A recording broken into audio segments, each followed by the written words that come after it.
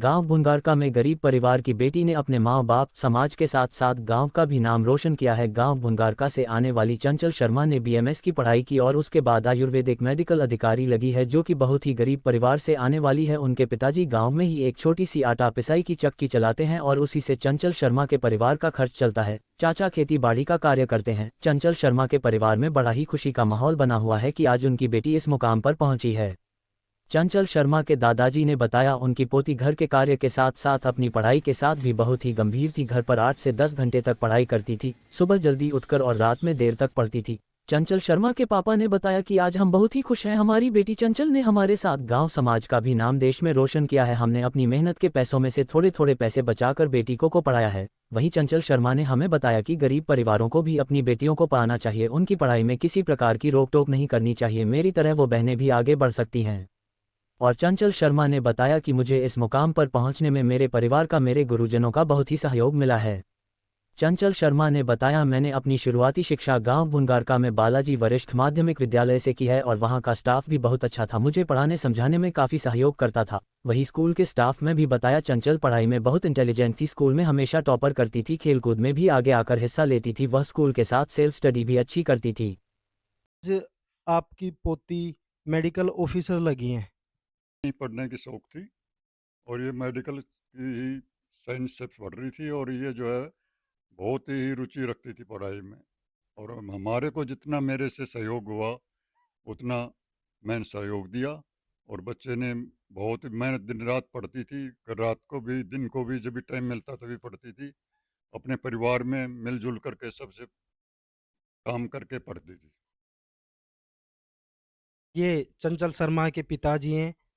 तो अंकल जी, आप क्या काम करते हो? मैंने आटा चक्की व तेल मिल लगा रखी है, जिस जिससे मैं अपना घर का पूरा परिवार का रोजगार का कार्य करता हूँ।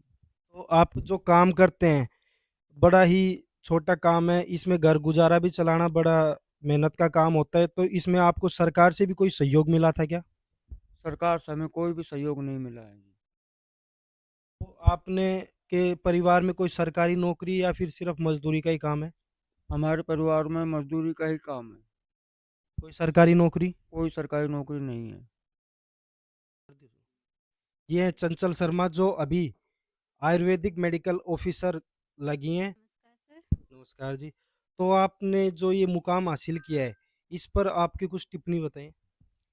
जो मेरा मुकाम है वो 2017 में स्टार्ट हुआ, जब मैंने पंडित भगवत दयाल शर्मा यूनिवर्सिटी रोहतक में एडमिशन लिया।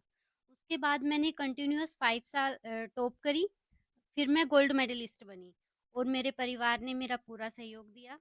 ख़ास तौर पे जो मेरे चाचा और मेरी मौसी हैं, उन्होंने मेरा बहुत साथ दिया।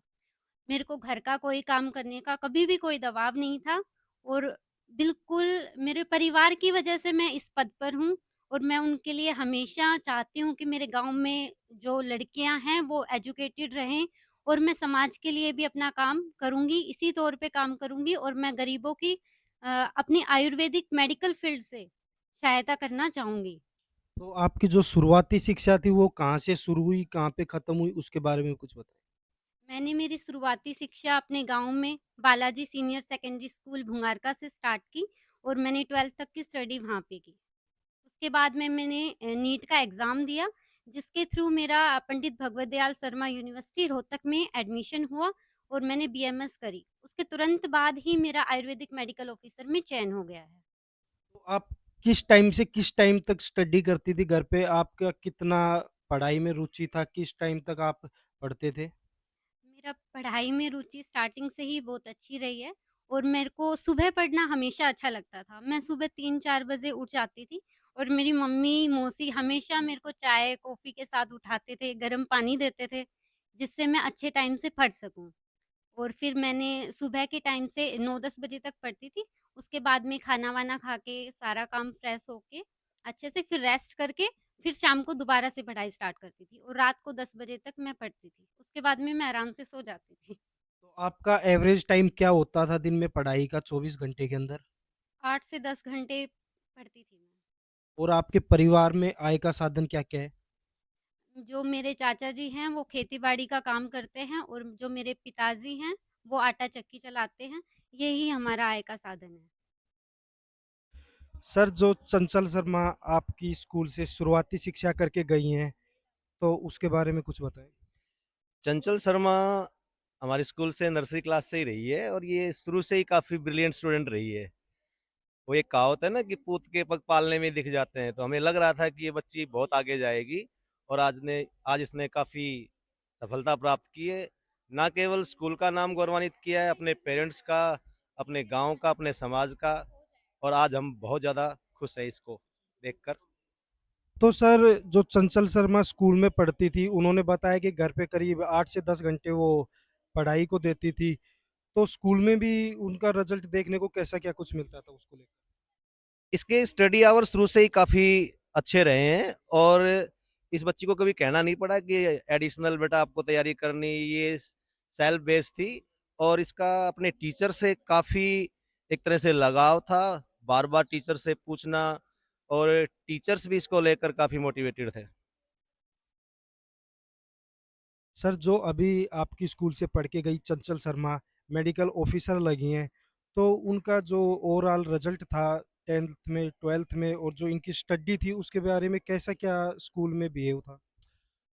एक्चुअल में क्या था, ये एक ऐसे स्टूडेंट थी जो सेल्फ डिसिप्लिन्ड थी, अपने आप पे सेंटर्ड रहना, अपनी पढ़ाई को लेकर के बहुत ज़्यादा कॉन्शियस रहना और अपना एक करिकुलम को इसने इस तरीके से बाँट रखा था कि दिन रात अपने तरीके से सेल्फ स्टडी करना और टीचर्स ने भी बहुत ज़्यादा इसके ऊपर वो फोकस किया, लेकिन इसका बिहेवियर देखा जाए, चाहे वो एजुकेशन को लेकर के, चाहे इसका सोशल को लेकर के, चाहे इसकी क्लासरूम को लेकर के, बहुत ही कमाल का था और हर एक बंदे के साथ बहुत ही फ्रेंडली रही है ये। और ये मान के चलिएगा कि टीचर्स तो होते ही होते हैं, वो तो एक मोटिवेशन होते हैं, लेकिन सबसे बड़ा हाथ मैं इसका खुद का मानूंगा इस चीज़ सक्सेस के अंदर। इसने अपने आप को प्रूव किया है और हर बार प्रूव किया है। Best of luck. सर, जो बच्चे कॉम्पिटिशन के लिए बाहर जाते हैं, तो आपकी स्कूल में कॉम्पिटिशन की भी तैयारी किस हिसाब से क्या कुछ किस-किस कॉम्पिटिशन की होती है?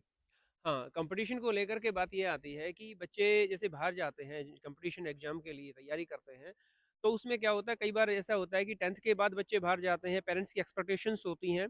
तो मैं उनसे यही कहूँगा कि बच्चे को पहले अपना एकेडमिक पूरा करवाइए, +2 क्लास तक प्रॉपर तरीके से करवाइए और उसके बाद ही उन बच्चों को कंपटीशन के लिए भेजिए। अब हमारी स्कूल ने एक ये इनिशिएट किया है लास्ट ईयर से कि हम यहाँ पे JEE और NEET की तैयारी करवा रहे हैं। इसके अलावा जो भी दूसरे जो कंपटीशन लेवल के एग्ज़ाम्स होते हैं, उनकी भी हम लोग रेगुलरली तैयारी करवा रहे हैं, एक एकेडमिक के साथ-साथ, ताकि माँ-बाप को ज़्यादा वो बर्डन ना आए फ़ीस को लेकर के, उनके हॉस्टल चार्जेज़ को लेकर के। तो बाकी हम उसी चार्जेज़ के अंदर हम लोग यहाँ पे करवा रहे हैं और हमें बहुत अच्छा परफ़ॉर्मेंस भी देखने को मिल रहा है। बच्चे काफ़ी ज़्यादा उसमें शामिल भी हो रहे हैं और काफ़ी इंटरेस्ट भी दिखा रहे हैं।